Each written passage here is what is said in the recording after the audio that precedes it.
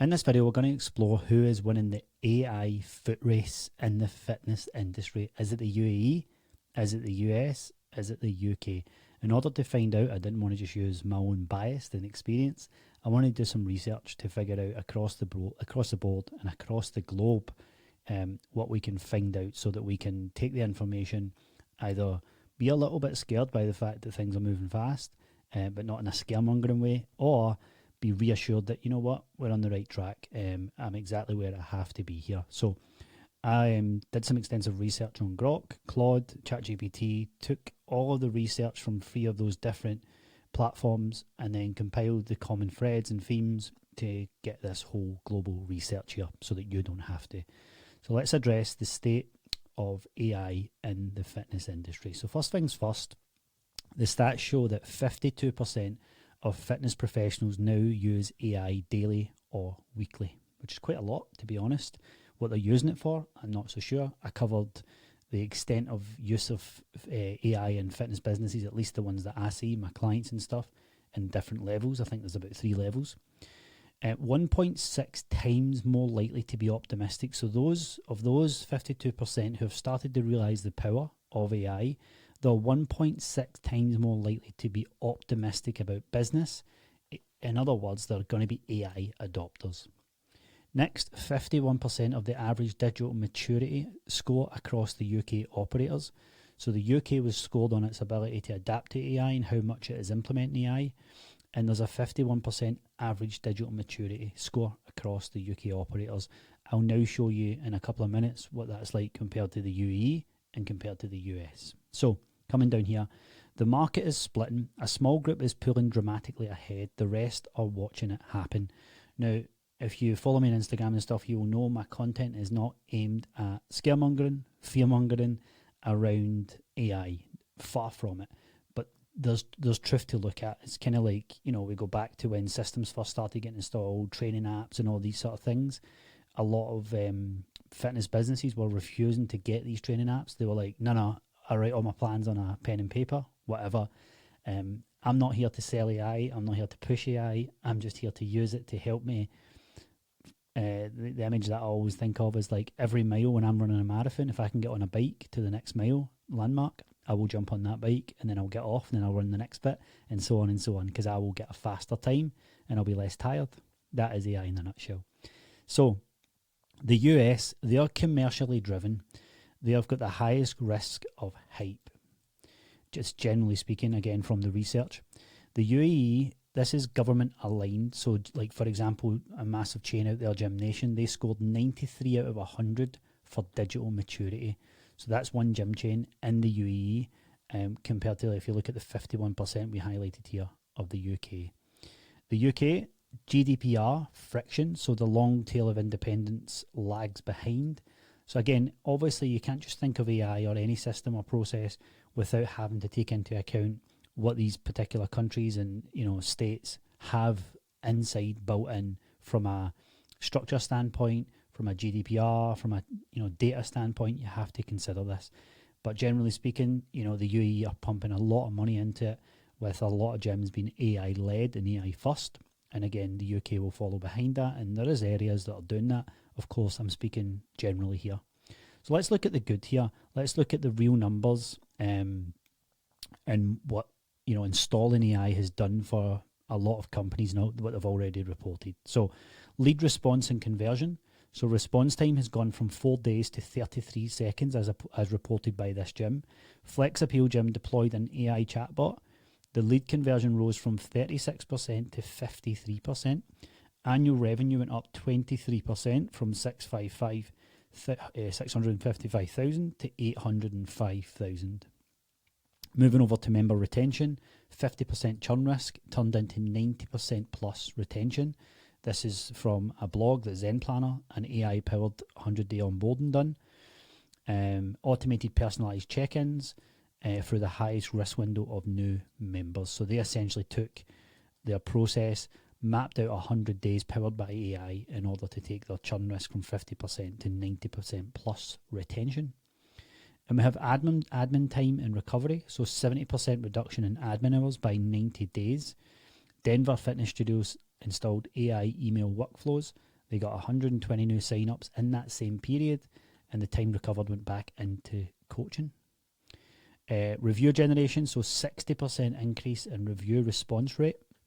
Burn Bootcamp had a 30 gym pilot, AI identified, 1,400 at-risk members, and generated tone-matched reviewed responses for that, for reviews. So essentially what I've targeted here is what matters. Like, never mind AI and what all these fancy systems, we need to know how to get back to leads so we can make money. We need to know how to keep members so that we can, not worry about retention, and we need to keep them happy and fulfill the service and the promise we made. Admin, which is a massive headache for any business, let alone busy fitness businesses. And then reviews, customer satisfaction. So the most impactful AI application fitness are not glamorous. I want to say that again. The most impactful AI applications in fitness are not glamorous. Instant lead response, automated retention, content production, these are the wins. So who is using AI, or who is using it, and how are they using it? AI does not mean the same thing to everyone in this industry, right? We have small group studio owners and gyms. They're quite pragmatic. Operations first, marketing second. 44% already use AI for marketing content. Only 4% have reduced staff. Then the other use case is personal trainers. So existential concern, using AI for content and programming templates, and they're keeping coaching itself firmly human. So this is the big fight back with a lot of PTs, coaches and stuff, is like, we need to not let AI talk to our clients. And it's a very, very valid point. However, everything else up until that point can get dealt with AI. Now, I have been in this industry for 10 years, and most fitness business owners are burnt out, tired and exhausted. Most of them, and it's only getting worse. So I felt this firsthand. I nearly left the industry 3 years in. So on one side, we've got this existential crisis that personal trainers are having with, I don't know what to do with AI, and I will not let my clients talk to an AI bot. And that's absolutely fair enough. But they have to do everything else to help you, because you can't be burnt out and then refuse to change at the same time. That's just the definition of insanity. And then we have online fitness coaches. These are the most enthusiastic people. Why? Because they are more business driven. They're off the gym floor. They are used to managing tech and systems and having to learn them. AI enables scale from one-to-one to one-to-many. One founder claims 50 plus clients across a 14-hour week when we've done the research, and it's very, very viable. Number 4 is the cautious majority. So this is the hype fatigue. These are people who are spinning their wheels. Roughly 20% have not used AI at all. The barrier is awareness, time, and integration anxiety. Now, I'm sure there's a lot of people watching this who are just, I'm in that camp here. And there's nothing wrong with you. You're not behind. You just have to understand that you're approaching this in a very cautious manner, which is fair enough. And you probably just don't understand what AI is and how it can help improve you. And I want to just say this very clearly as well, that isn't on this. Like, you got into this game and running a business so you could make more money, provide for your family or for yourself, and have a good life. In order to have a good life, you have to have time to enjoy that life.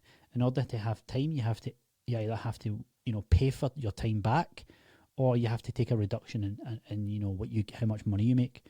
But the fact of the matter is, we're now in this world where you can squeeze out every little bit of juice you can from your business by working smarter. I liken this to like someone going to a gym and there being far more effective ways to burn fat, and yet someone still sits on a recumbent bike and spins their legs and sits there for an hour, when there are far more efficient, more sustainable, and more enjoyable ways for you to lose fat. And any coach watching this, they'll very clearly talk about how much you need to enjoy your fitness and you need to be willing to go and take part in it, because when you show up, you get the result. When you get the result, you keep going back. So the most vocal about what AI cannot replace: human contact. That's the big thing that I get from the fitness industry: human contact, human energy, and human coaching. So if you're in this sort of cautious majority, or if you're dabbling in one of these camps here, you have to understand that don't get your back up about the AI replacing any of this. Keep it all 100% locked in, but you have to do an honest audit of everything you're doing on a day-to-day, week-to-week basis. I see this all the time when I speak to coaches. I see their Instagram stories and they're like, Yeah, I'm doing some admin. It's like, what admin are you actually doing, and why does it take you 4 hours a day? Why do you do, like, why are you managing files and recordings and client stuff on the back end that takes you hours per day? You like, save that, like, so you can be more human. You can have more energy to be a human, and you can coach better. So this is the part that most people skip over. So this is the bad, obviously, where AI is failing fitness businesses right now, and the data that proves it. So AI generated content is backfiring. Generic captions and synthetic images are damaging brand trust faster than good content can build it. Let me get some water here. So, you know the type of images you see in the fitness space now. When AI started to come about and ChatGPT done more than just talk back to you, coaches would jokingly put up stuff like, here's my AI caricature, here's a funny AI image of me with my clients, as here's me as an AI figurine, and it's like they're laughing and joking. Now their actual launch plans, posts, are AI generated, and they don't say anything, they're not laughing anymore. And this is people starting to show it. So all of a sudden you don't want AI to talk to your clients, but you'll certainly put it out there to market to make money. And you see here how you've got to understand that you need to dip your toe in it and see where you can actually grow and expand and be open-minded. And then number 2, AI on top of chaos amplifies the chaos. So there's business operators out there working without a CRM or consistent follow-up processes. They cannot leapfrog to AI. And that's what people are trying to do right now. Their offer doesn't convert. Their ads don't convert. And then they're trying to get AI to fix it. It's like, if it can't work with your thought process and you as a human, it's not going to work without a human. And this is the same across any process. Like, if your staff member can't follow standard operating procedures that you set out, and then you think an AI is going to come in and do that, it's you that has to fix those operating procedures. So AI on top of chaos amplifies the chaos. Number 3 is customer trust has not caught up yet. So 55% of consumers worry about data privacy with AI fitness tools. Only 10% prefer AI workouts. Now, this is compelling, and it's great for the coaching industry. Only 10% prefer AI workouts, right? Now, there is an element of coaching is very personal. It's very, coach to client led, and there's a lot of personal stuff getting shared with that, and that should never change. However, why are so many coaches burnt out and not earning the money that they want to earn? Like, you can't be a white knight sitting there saying, oh no, it's just me and my clients and I care so much, and then the other side be burnt out and on the verge of a breakup with your partner because you can't actually speak to them at night by the time you're done your day. Like, you can't have that. You have to build the business on your terms, and I don't care what anybody says. You build it to suit your life. Your life comes first and the business comes second. So whatever you have to do to ensure that you have a good life, you do it. But customer trust has not caught up yet. As much as we've been using AI bots and stuff when you're on, trying to upgrade your phone contract or whatever you do on websites and stuff, we are used to using AI chat interfaces. However, when it comes to coaching, there's still a bit of a data privacy thing. Some people send their client, their coach check-in pictures, for example. You kind of wonder, like, what happens with AI if I'm uploading it to an AI platform. Another spoiler is that, if you've been using training apps and stuff, that's still AI powered. Like, do you think these software companies like Training Eyes and all that aren't AI powered? They absolutely are. So if you're like, I don't want to use AI, it's like you already have been using it, or at least you've been using systems powered by AI. Number 4, AI coaching for complex populations is premature. So AI cannot safely serve clients with chronic conditions, injuries, or mental health considerations. I think that's pretty standard and probably should always remain the same. However, as a coach, I would be using AI to learn more about it. You can learn ridiculous amounts. You can set AI up to teach you stuff for the next 90 days, and you'll be an incredible coach to these complex populations. Tools bought without a strategy. So fitness businesses treating AI as a shortcut without strategy. It is just subscriptions adding to overheads. Now, you hear this term about these days, information's everywhere. It's like, no, shit information's everywhere. Like, getting good information still requires an expensive fee. It requires you finding someone who actually knows what they're doing. Now, this is the same where people think mindset is the answer. It's like, no, everything's the answer, right? It's about timing that matters the most. AI could be the answer. Systems could be the answer. Mindset could be the answer. Ads could be the answer. Like strategy could be the answer. They're all the answer. But it's a matter of prioritization and timing. And it's the same with AI. People are just getting, ChatGPT, Claude, Gemini, all of these subscriptions, and it's like, you've not even got a strategy for your business. Why are you using AI-based powered images? Why are you using, why are you coding on Claude when you don't even have a strategy?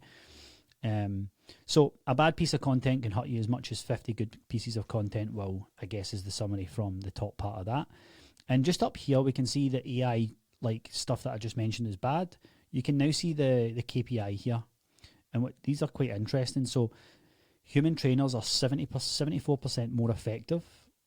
Many becoming a tacky AI slop factory, which is relating to the tools that people are using. Operators need 72 hours in a day to deliver, on top of the chaos that you're doing. And then 27% of PT reviews are now AI generated. Let that sink in. 27% of PT reviews are now AI generated. And the last one, Gen Z preference for AI is just 11%. So now landing this plane on the ugly part. So this is the structure dynamics that make this harder than anyone is admitting. So the price problem AI is about to make worse. AI apps cost about £10 to £15 a month without the massive credits, right? To the average person, the AI apps cost about £10 to £15 a month, like ChatGPT, maybe £20 a month as well. A human trainer costs anywhere from 80 to 350 a session across the globe. A portion of that market will now choose AI instead. The trainers who rely on templates and no relationship are the ones who lose. 85 to 90% of newly qualified certified PTs quit within 14 months. Hourly rates have been unchanged in 20 years. If you're a coach still watching this, you have to get this into your head here. I'm not talking 20 years ago. I was a coach. I was a personal trainer 4 years ago, but like before that,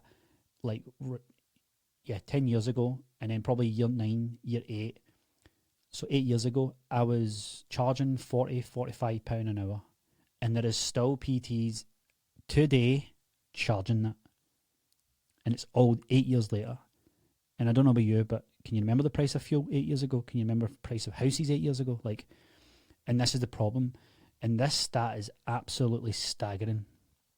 So margins are very thin, staff turnover is chronic, and the fitness industry is the lowest hanging fruit for tech disruption. Businesses with no systems are the most exposed. Large chains are pulling away and small operators don't know it. So Pure Gym AI chatbot, 6,000 inquiries a week it gets. Gym Nation said 87% of digital lead conversion versus 60 to 70% industry standard. The Gym Group, 35 AI areas identified. The independent gym owner is falling further behind every single month. Again, I'm not here to fearmonger you, so you buy something off me. I'm just laying out the facts that we need to be aware of. And then the hidden gaps. So 5 problems fitness business owners have not yet identified. Number 1, the first 100 days are leaking. By the way, if you want, a task list off the back of watching this video, which you shouldn't just be taking on more information. This is it. So new members who don't establish habits within 90 days overwhelmingly churn. This is the most expensive gap. Almost no small operators automate this window. Number 2, lead conversations with zero data captured. So every prospect conversation contains the postcode data, objection patterns, price sensitivity, competitive intel, and operators capture none of it. We are in a world now where data is one of the most important things that you can get as a business owner. And AI can just help you get all that information. Number 3, staff training is a complete blind spot. So chronic staff turnover costs enormous money. If you look at Pure Gym here, 2,000 internal question answered in month 1. AI internal knowledge tools can answer 2,000 staff questions a month. Virtually no small operators have considered this. Number 4, dynamic pricing is standard everywhere except here. Adjusting pricing based on real-time demand is standard in hospitality, airlines, retail, but in fitness, it's almost non-existent outside enterprise, and it's revenue left on the table daily. The technology now exists at a price point accessible to independents. Number 5 is community-specific communication is untapped. So fitness businesses serving diverse populations miss massive engagement lifts by communicating in generic English when members speak something different. So, the verdict. There are no futuristic problems. The technology exists. It is affordable. The vast majority of gym owners have nothing. The verdict is this: the operators who win with AI are not the ones chasing the most impressive tools. They are the ones who fix the boring infrastructure first. Instant lead response, automated retention, structured data capture, admin time recovery. These are the applications delivering a real ROI right now. Everything else is just noise until you have these in place, right? So don't go away signing up to all these fancy AI things you don't need. So here's 3 things to do this week. Audit your first 100 days within your business whenever a customer client comes into it. Pull your lead conversation data. Map your admin hours, right? The fitness businesses that will win with AI are the ones that treat it as an infrastructure for better human delivery. Remember that. AI is about allowing for an infrastructure for better human delivery, not as a replacement for the human element that their members actually want. Okay, so if you want this full board here, just message me on Instagram and I'll give you the board. And that way you can work through it. Maybe you want to deliver it to your team, maybe speak to your business partner and stuff and see how this can be fixed and affected so that you stay at the top of the game when it comes to the industry. See you in the next video.